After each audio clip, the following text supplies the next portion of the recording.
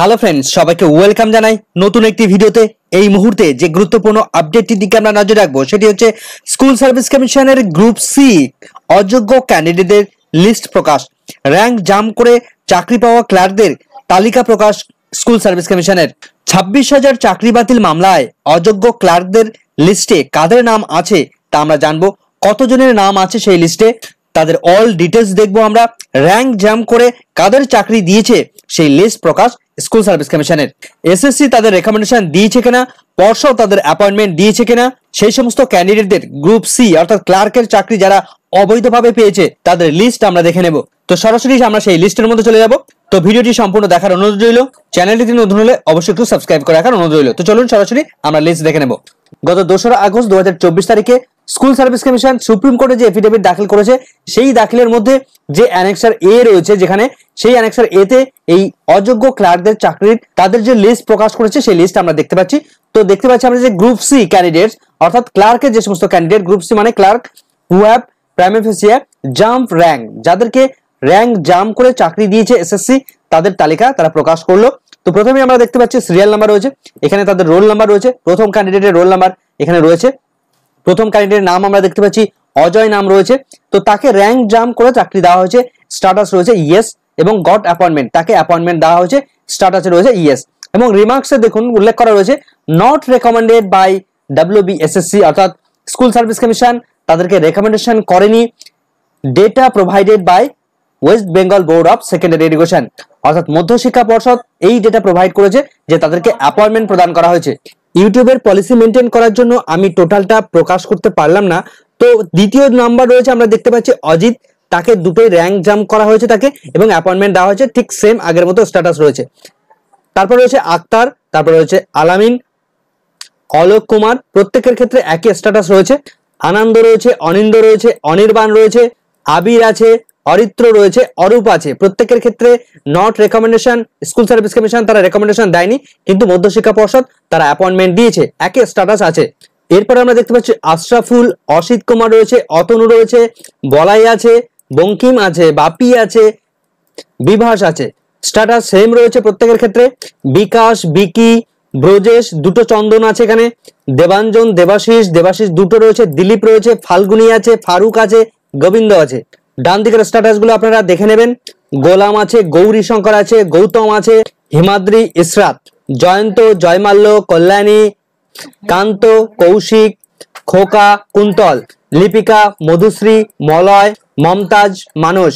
আরো দুজন মানুষ দেখতে পাচ্ছি, মানিক আছে, মাসম্মদ, মাসুদুর, ফারুকুদ্দিন, হাবিব, রাজা, দুটো রুহুল রয়েছে, শামিম আছে, জায়ুর, মিলন আছে, মোহাম্মদ আছে, মোমেনুল, মণিগোপাল, মনিকা, মণিমালা, মতিউর, দুটো মৌমিতা আছে, মৃন্ময় আছে, নমিতা আছে, নারায়ণ আছে, আরো একটি নারায়ণ রয়েছে, নিবেদিতা আছে, নীলাঞ্জনা আছে, নূর আছে, পবিত্র আছে, প্রথা, পার্থ আছে, পূজা আছে, দুটো প্রদীপ আছে, প্রলয় আছে, প্রণবেশ, প্রশান্ত, প্রসেনজিৎ আছে, তিনটি, পুলক আছে, রাহিলা, রাহুল, রাজা আছে, রাজু আছে, রামচন্দ্র আছে, রঞ্জিত আছে, রেজাউল, রেখা, রিঙ্কু, শাবানা, শচীন্দ্রনাথ, শফিকুদ্দিন, শাহজাহান, সৈকত, সজল, শান্তনু, সন্তোষ, শিবশঙ্কর, শিবপ্রসাদ, শেখ লতায়েব, শেখ শামীম, তারিক আছে, স্নেহা আছে, সৌমেন আছে, পরপর তিনটি সৌরভ আছে, সৌভিক আছে দুটো, সুবেদার, শুভঙ্কর,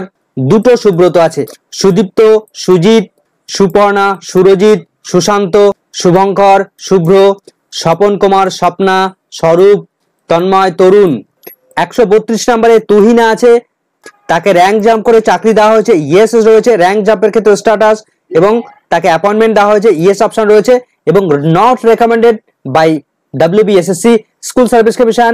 এই সমস্ত ক্যান্ডিডেটদের প্রত্যেকের স্ট্যাটাস কিন্তু একই রয়েছে, তাদেরকে কাউকে রেকমেন্ডেশন করেনি এসএসসি, কিন্তু এই সমস্ত ডেটা প্রোভাইড করেছে মধ্যশিক্ষা পর্ষদ, West Bengal board of secondary education, তারা অ্যাপয়েন্টমেন্ট প্রদান করেছে এই সমস্ত ক্যান্ডিডেটদের। এখন প্রশ্ন হচ্ছে যে এই ক্লার্কের চাকরি বা গ্রুপ সি এই সমস্ত ক্যান্ডিডেটরা তাদেরকে অ্যাপয়েন্টমেন্ট দেওয়া হয়েছে, অথচ তাদেরকে স্কুল সার্ভিস কমিশন তারা রেকমেন্ডেশন প্রদান করলো না, তাহলে মধ্যশিক্ষা পর্ষদ তারা কিসের বেসিসে এই অ্যাপয়েন্টমেন্ট প্রদান করলো, সেটা নিয়ে বিগ প্রশ্ন ইতিমধ্যেই সবার মনের মধ্যে ঘুরপাক খাচ্ছে। তাহলে দুটো দপ্তরের মধ্যে এসএসসি এবং মধ্যশিক্ষা পর্ষদ উভয়ের মধ্যে একটা কমিউনিকেশনের ব্যাপক পরিমাণে গ্যাপ লক্ষ্য করা যাচ্ছে এখানে।